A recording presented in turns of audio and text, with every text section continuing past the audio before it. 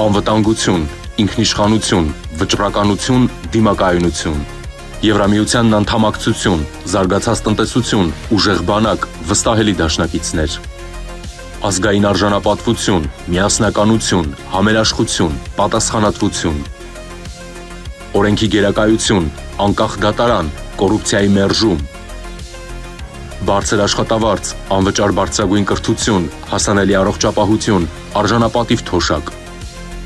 հանուն հանրապետության, քո ձայնը խորհրդարանում։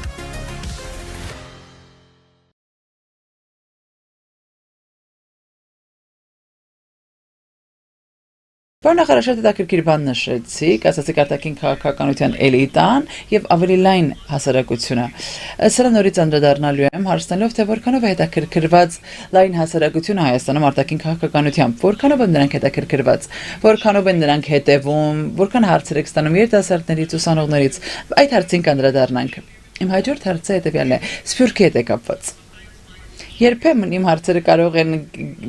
գոմնակալ հնչել, քանի որ Հնդկաստանը մեծ սփյուռք ունի եւ Հայաստանը մեծ սփյուռք ունի եւս։ Նրանք արտաքին քաղաքականության ակտիվ կարող են դիտարկվել։ Կարևոր գործիքներ, որքան է նրանց կարծիքը կարևոր, երբ դուք որոշումներ եք կայացնում, երբ դուք Հայաստանում ձևաչափեր եք մշակում, որքանով եք հաշվի առնում սփյուռքի կարծիքը, մինչ դուք մշակում եք ձեր արտաքին քաղաքականությունը։ Հետաքրքիր արտահայտություն կա, որը շատ հաճախ է օգտագործվում այս օրերին, նկարագրելիս ցանկացած հարաբերություն բարդ է, անգլերենում complicated, բարդ է։ Այո, ունենք մեծ հայկական սփյուռք։ Այո, կարևոր գործիք է դա, մեր հայրենակիցներն են, բայց բոլորս էլ պետք է հասկանանք, որ նրանք քաղաքացիներ են տարբեր երկրների, եւ նրանց տեսակետները ուղղակիորեն հնարավոր է չհամընկնեն նրանց այլ երկրում բնակվող քաղաքացիների հետ։ Օրինակ, Միացյալ Թագավորությունում բնակվող հայերը, Ավստրալիայում բնակվող հայերը, Միացյալ Նահանգներում բնակվող հայերի քաղաքացիների հետաքրքրությունն ու շահերը վստահ չէ, որ համընկնեն Ռուսաստանում բնակվող հայերի հետաքրքրությունների հետ համընկնեն։ Եվ մեկ բան, որ եւ շատ ավելի կարեւոր է, վստահ չէ, որ այդ տեսանկյունները սփյուռքահայերի միգուցե չհամընկնեն եւ կարիքների, շահերի ու հետաքրքրությունների հետ Հայաստանի Հանրապետության քաղաքացի հայերի հետ։ Այն հայերը, ովքեր բնակվում են այստեղ, որոնց բնակավայրը Հայաստանի Հանրապետությունն է։ Մենք շատ անկեղծ քննարկում ենք ունենում այսօր, ես շատ անկեղծ կլինեմ։ Երկար ժամանակ է եւ մենք պետք է հասկանանք, որ սփյուռքի մի զգալի հատվածը նրանք վերապրողների, հայկական ցեղասպանության գոյատևողների, վերապրողների սերունդներն են։ Նրանք պետք է փախչեին, ապաստան հայցեին, կարողանային իրենց կեցությունը ապահովել այս վայրից շատ ավելի հեռու։ Ուստի նրանցից շատերը, սփյուռքահայերից շատերը կարծում են,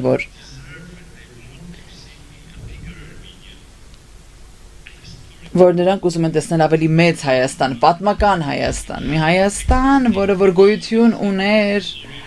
որ իր փառահեղ անցյալն է ունեցել, հարուստ անցյալն է ունեցել, բայց այսօր դա արդեն երազ է, դա իրական Հայաստանը չէ։ Մենք Հայաստանի Հանրապետությունում այսօր ապրում ենք այս կոնկրետ տարածաշրջանում, այս հստակ տարածաշրջանում ենք ապրում, հստակ այս հարևանների հետ ենք ապրում մենք հիմա, եւ չենք ուզում մեր հաջորդ տասնամյակը, հաջորդ մեկ դար, հաջորդ հազարամյակ ապրել կռվելու հարևանների հետ, ավելի մեծ թվով զոհեր տալու մարտադաշտուն, ավելի կորուստներ ունենալու, ովքեր փախուստ կտան մարտադաշտից, հակամարտությունից եւ ապաստան կհայցեն, լուծումներ կգտնեն, այլ երկրներում, այս առումով տեսակետները եւ կարիքները քաղաքացիների, Հայաստանի Հանրապետության քաղաքացիների կարիքները կարող են տարբեր լինել նրանց կարիքներից, ովքեր սփյուռքում են։ Սա հետաքրքիր հարց է, հետաքրքիր ու կարևոր հարց է, որը մենք պետք է խորապես քննարկենք եւ խորապես հասկանանք եւ անշուշտ պետք է լուծում գտնենք։ Ավելի քան վստահ եմ, որ այս լուծումը գալիս է եւ ես տեսնում եմ ավելի ու ավելի ազդակներ եմ նկատում սփյուռքահայերից, որ նրանք հիմա սկսում են հասկանալ, թե այս իրական Հայաստանի Հանրապետությունը ինչ կարիք ունի եւ ավելի աջակցող ձայներ ենք լսում սփյուռքից։ Կարծում եմ միշտ պետք է հավասարակշռող քայլեր ձեռնարկել, ներառելու նրանց այն հարցերի շուրջ, որոնք էական կարևոր են Հայաստանի համար, դա կարող է լինել տեխնոլոգիական ներդրումներ, մասնավոր ոլորտ, եւ միևնույն ժամանակ քննարկումներ ունենալ, թե ինչպես ապագայի քաղաքականությունը կարող է տարբեր լինել այն երազանքների Հայաստանից, որը կարող է տարբերվել, բայց ցույց անդրադառնալ այն հարցին, որը մի փոքր առաջ սկսեցի, դուք ասացիք, որ Հայաստանի Հանրապետության քաղաքացիները որքանով են նրանք հետաքրքրված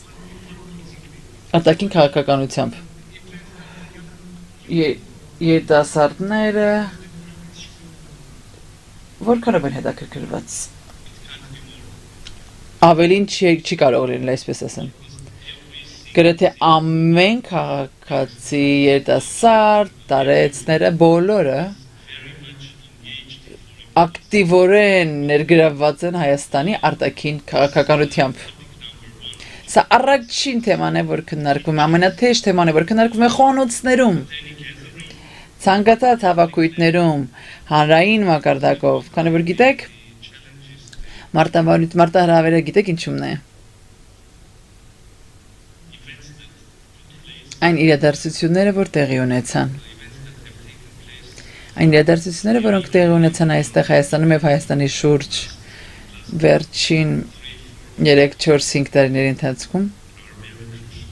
վճռորոշ էին եւ այն ուղին, որով մենք անցանք բարդ է բայց արդյունքում ամեն մարդ ավելի ներգրավված է մենք իշխող ուժը հիմա Հայաստանի Հանրապետության արտակառավարությունը, որը ղեկավարում է վարչապետ Փաշինյանը առաջարկում են լիովին մի այլ անսովոր արտասովոր տեսլական Հայաստանի Հանրապետության համար։ Սա պետք է հաստատվի քաղաքացիների կողմից, պետք է որդեգրվի այն քաղաքացիների կողմից։ Մենք ունեցանք արտահերթ ընտրություններ տարիներ առաջ, հիմա հունիսին եւս կունենանք հաջորդիվ ընտրությունները, եւ առաջին թեման, որ քննարկվում է այս ընտրական արշավների ընթացքում դա խաղաղությունն է, խաղաղության օրակարգն է, բոլոր քաղաքական գործիքները, բոլոր կուսակցությունները, բոլոր քաղաքացիները Հայաստանի Հանրապետության պետք է նրանց որոշումը կայացնեն այս համատեքստում, որը մենք առաջարկում ենք։ Հնդկաստանում մենք տեսել ենք, որ երբ ինչ-որ հարց է տեղի ունենում արտաքին քաղաքականության հետ Չինաստան, ԱՄՆ, Միջին Արևելք, ամեն մարդ փորձագետ է դառնում, ամեն մարդ իր կարծիք ունի եւ ամեն մարդ փորձագետ է դառնում, մասնագետ է դառնում եւ հիմա շատ այդ հավասարակշռը դժվար է թե ներգրավել հասարակության հետ, բայց նաեւ որոշումներ կայացնել, որը պետք է այդ երկրի համար, այսինքն հանրային կարծիք կա, բայց նաեւ որոշումներ կա, որ պետք է կատարել։ Ինչպես եք դուք հավասարակշռում այս երկուսը։ Գիտեք ինչ, Հայաստանում ունենք 3 միլիոն քաղաքացիներ, բոլորը նրանցից փորձագետներ են, COVID-ի հետ կապված, բոլորը փորձագետներ են, արտաքին քաղաքականության մասնագետ են, բոլորը նրանցից Ինչ թեմաներ են, ցանկացած թեմա որ կա եւ 3 միլիոն փորձագետ ունենք, որը գիտեք, սա յուրահատկությունն է 21-րդ դարի սոցիալական ցանցերի արդյունքում այս բոլորը տեսնում ենք։ Երբեմն անգամ դժվար է անգամ տարբերակել առցանց եւ իրական կյանքի միջև տարբերությունը տեսնել, բայց սա այն է ինչ ունենք։ Մի կողմից էլ սա լավ է, ներգրավվածությունը լավ է, սա ուղղակի ժողովրդավարության նշան է։ Հնագույն ժամանակներում ագորաներ կային, չէ՞, հնագույն Հունաստանում, որտեղ մարդիկ հավաքվում էին եւ քննարկումներ էին ունենում, հետագայում ունեցել են քանակվեներ, ընտրություններ, հիմա ունենք սոցցանցերը։ Այսինքն ինչ-որ առումներով սա եւս լավ է։ Մյուս կողմից օբյեկտիվ հիմքեր կամ մասնավորապես Հայաստանի համար գիտեք։ Մեր կարգախոսը, այո, անցնելով փոթորիկների միջով, մենք անցել ենք այնքան շատ փոթորիկների միջով, ներքին փոթորիկների միջով ենք մենք անցել Հայաստանում։ Այս փոթորիկներից դուրս գալու ճանապարհը պետք է մանրամասնորեն քննարկվի եւ որոշումը պետք է կատարվի ոչ միայն իշխող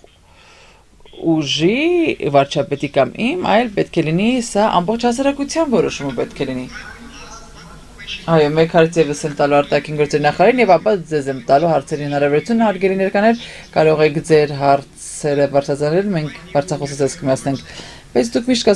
մտածում եք ձեր հարցերի մասին, թույլ տվեք ձեզ վերջնական մի հարց տալ, մինչև անցնենք տեսանի հարցեր։ Դուք դժվար աշխարհական իրավիճակներ եք նավարկում։ Իսկապես ձեր վերջին 2-3 տարին շատ բարդ է եղել, երբ վերաստեղծել եք, վերակազմակերպել եք, վերակարգավորել եք նոր դիրքավորումը Հայաստանը տարածաշրջանում, Հայաստան աշխարհում դիրքավորելով։ Դուք իսկապես ուզում եք իմանալ ինչպես եք անում դա։ Ինչ եք անում, որ առաջ նայեք, ինչ եք անում, որ դրական մտածողությամբ լինեք։ Չգիտեմ, միգուցե քայլում եք Երևանում, թե քննարկում եք ունենում եք այդ, որը ձեզ հետ համաձայն չէ։ Ինչպես եք ձեր միտքը բարձում ամեն հաջորդ օր, ամեն հաջորդ, երբ կան մի նոր նորություն, որ պետք է լուծել, մի նոր հարց, որ պետք է լուծվի։ Դե գիտեք, երբեմն տպավորություն եմ ունեցել, որ ես ապրում եմ հեռուստաշոուի մեջ եմ ապրում։ Եվ որի ամեն մի էպիզոդը մի նոր մարտահրավեր է, մի նոր կրիզիս է բերում, բայց գիտեք,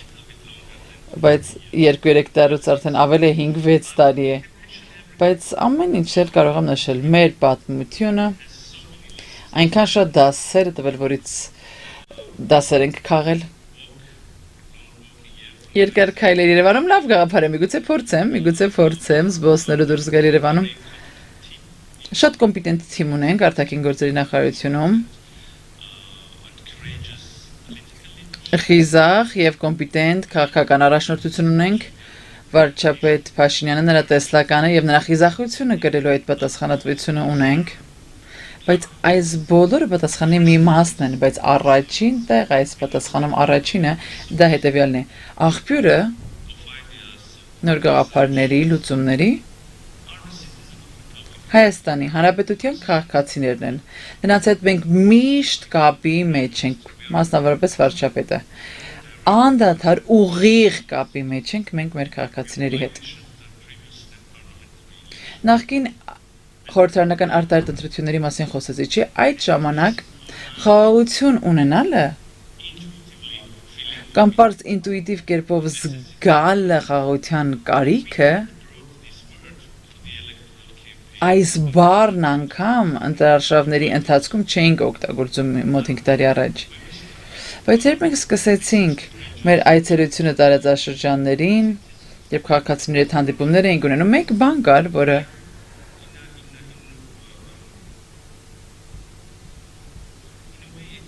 որն ինչ որ առումով առաջ եկավ ծնվեց այս հանդիպումներից քաղաքացիները մոտենում էին մեզ եւ ասում ապահովեք խաղաղությունը մենք խաղաղության կարիք ունենք խաղաղությունը մի բան չէ որ այս կառավարությունն է առաջարկել հայկական հասարակությանը ոչ բոլորովին սա այն բառն է որ մենք հասարակությունից ենք սովորել նրանցից ենք լսել հրահանգը հրամանը տրվել է սա մանդատ էր որ ժողովուրդը տվեց մեզ հրաշալի է ակնհայտորեն երևում է որ ձեր միտքը բարձելու եղանակը դա թիմի եւ հասարակականների ժամանակ անցկացնել է այո ճիշտ եք խնդրեմ ձեր հարցերով կարող եք ուղղել շատ ձեռքեր կան շատ բարի բարձրախոսներ կան որ կարող եք հարցերի համար փոխանցել նրանց